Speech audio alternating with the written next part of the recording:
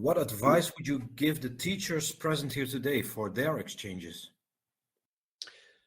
Well, what I presented to you today, this was all about Tacula, the previous project. And in Tacula, we used OpenSim as our virtual world. And that was good for at the time, but OpenSim has some hordes to take before you can use it in class. In our new project, based on all these previous Tacula experiences with virtual worlds, we decided to go for a new type of world, which is called Frame VR. Frame VR has a very low threshold to enter, and it is accessible on any device. So that's very positive in my opinion. You can even use 3D goggles to upgrade your experience from a virtual world to virtual reality, for which Frame VR is very suitable. And in this virtual world, we won't have the same tech issues as the previous as the previous OpenSim. So the design is much smoother. For an advice, I would say if you use a new type of software, such as that's Frame VR, I'll show you a little bit more about it later. You should also try to be in close contact with your school. So coordination is very important. Plan ahead, like a year ahead is maybe a little bit too much. But you need to really try and flatten out all problems that might arise.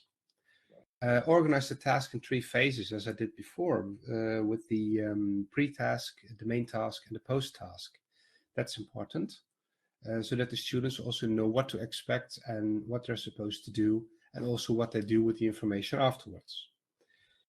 Of course, you should try and adapt the materials to your students, to their needs and to the resources you have available. And as we did with the Christmas holiday activity, you need to try to make the content of the task interesting for the students for what they're doing at that time. What further advice would you give the teachers present here today for their exchanges? Yeah, be there available. Be there for the students, be available for them at all 3 phases.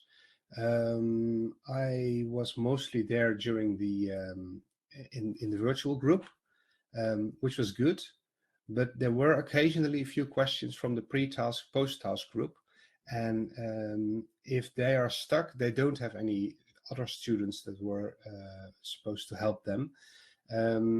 So it's very important for them to feel heard as well, and that they know what to do and what to do when they're stuck. On the technology part of it, make sure you have backup.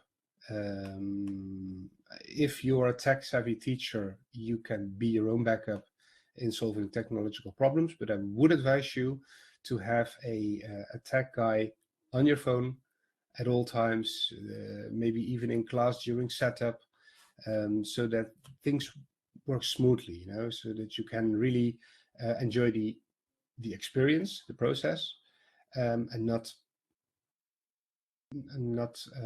constantly be trying to solve problems one step at a time. And obviously enjoy the process.